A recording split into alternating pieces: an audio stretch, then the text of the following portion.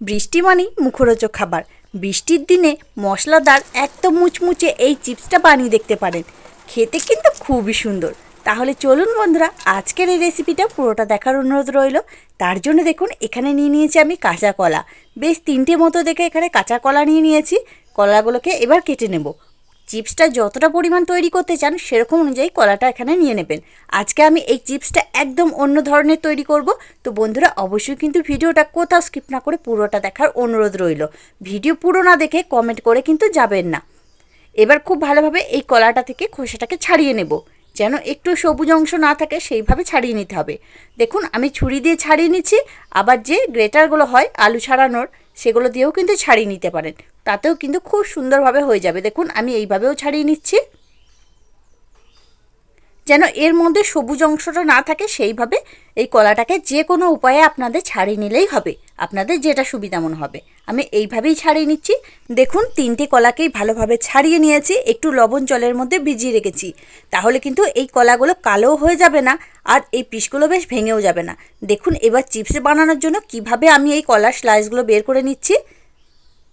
যে আলু গ্রেটারগুলো হয়, মানে আলু বা যে কোনো সবজি যেটা দিয়ে আমরা ছুলে নিই, সেটা দিয়েই এইভাবে আমি স্লাইসগুলোকে বের করে নিচ্ছি। আশা করছি আপনারা দেখলেই বুঝতে পারছেন। একদম সরু সরু খুবই পাতলা ধরনের তৈরি হয়ে যাবে এই চিপসগুলো। বন্ধুরা দেখুন কতটা সুন্দর হয়ে গেছে। তো অনেকেই দেখেছি কিন্তু গোল গোল করে এই চিপসগুলো তৈরি করে। তো বন্ধুরা এইভাবে কিন্তু বানিয়ে দেখতে পারেন। এই দেখুন সবগুলোকে একইভাবে করে নিয়েছি। এবার 2 থেকে 3বার মতো জল পাল্টে পাল্টে এই কলাগুলোকে ধুয়ে নেব, তাহলে কিন্তু এই কলার মধ্যে যে কষটা আছে সেটা বেরিয়ে যাবে, বেশ পরিষ্কার এই কলাটাও হয়ে যাবে। সবগুলোকে একবারে ধুয়ে নিচ্ছি। সবগুলোকে ধুয়ে নিয়েছি, একটা প্লেটে নিয়ে নিয়েছি। এবার বন্ধুরা এই কলার গায়ে যেটুকু জল আছে সেই জলটাকে কিন্তু ভালোভাবে মুছে নিতে হবে। আমি একটা সুতির কাপড় নিয়েছি। এবার এই কলাগুলোর গায়ে যেটুকু জল আছে সব জলটাকে মুছে নেব। একটুও কিন্তু জল থাকলে ভালোভাবে চিপসটা তৈরি হবে না, তেলে দেওয়ার পর গায়ে ছিটা লাগতে পারে। খুব ভালোভাবে দেখুন এর গায়ে যেটুকু জল আছে সব মুছে নিয়েছি। আর কত সুন্দর এগুলো দেখুন একদম রেডি হয়ে গেছে। এবার এগুলোকে ভেজে নেব। গ্যাস জ্বালিয়ে আগে থাকতে ফ্রাই প্যানের মধ্যে সাদা তেল গরম হতে দিয়েছিলাম। তেলটাকে একদম মিডিয়াম করে গরম করে গ্যাসের ফ্লেমটা লো করে দিয়েছি। এবার একে একে ওই কলার স্লাইসগুলোকে দিয়ে দিচ্ছি। আপনারা একবারে দিয়েও ভেজে নিতে পারেন, আমি একটা একটা করে এইভাবে দিয়ে দিচ্ছি, তাহলে বেশ সবগুলো একদম লম্বা লম্বা হয়ে থাকবে, দেখতে বেশ ভালো লাগবে। এবার যতগুলো হবে ততগুলো আমি দিয়ে দিচ্ছি। দিয়ে গ্যাসের ফ্লেমটাকে একদম লোতে রেখেই প্রায় 1.5 থেকে 2 মিনিট মতো উল্টে পাল্টে নিলেই কিন্তু এগুলো ভাজা হয়ে যাবে।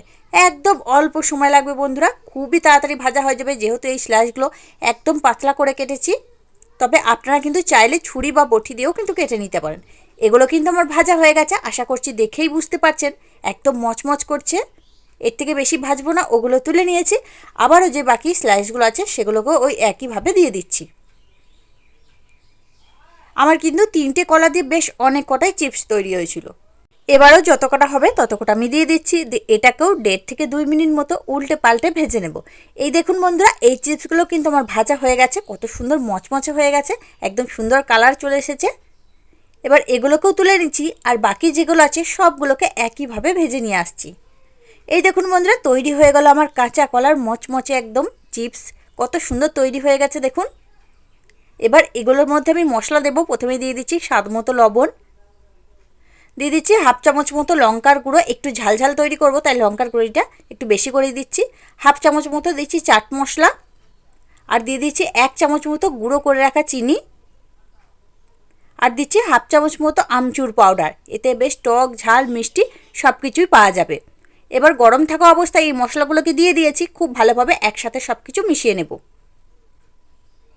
আর বন্ধুরা এগুলো কিন্তু গরম থাকা অবস্থায় দিতে হবে, না হলে কিন্তু এই মশলাগুলো একদম গায়ে লাগবে না। এই দেখুন মশলাগুলো ভালোভাবে কিন্তু গায়ের মধ্যে লেগে গেছে। তৈরি হয়ে গেল আমার মচমচে কাঁচা কলার চিপস। তো বৃষ্টির দিনে কিন্তু আমাদের সবারই কিছু মিছু খেতে মন চায়। এইভাবে যদি বাড়িতে এই কাঁচা কলা থাকে, এইভাবে কিন্তু এই চিপসটা বানিয়ে নিতে পারেন। বন্ধুরা আপনাদের আমি গ্যারান্টি দিয়ে বলতে পারি, বাজার থেকে কেনা চিপস আপনারা ভুলে যাবেন, খুবই চটপটা হয় খেতে। দেখুন প্রত্যেকটাই কত সুন্দর হয়ে গেছে, একদম মচমচে। কেউ কিন্তু ধরতেই পারবে না এটা কাঁচা কলা দিয়ে তৈরি। তাহলে বন্ধুরা আজকে আমার এই চিপস তৈরির পদ্ধতিটা আপনাদের কাছে কেমন লাগলো সেটা কিন্তু অবশ্যই কমেন্টের মাধ্যমে জানিয়ে দেবেন। দেখে যদি একটু ভালো লেগে থাকে লাইক দিতে ভুলবেন না।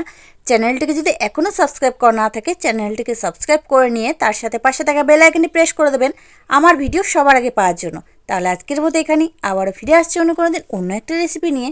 ততক্ষণ আপনারা ভালো থাকবেন, সুস্থ থাকবেন। ধন্যবাদ।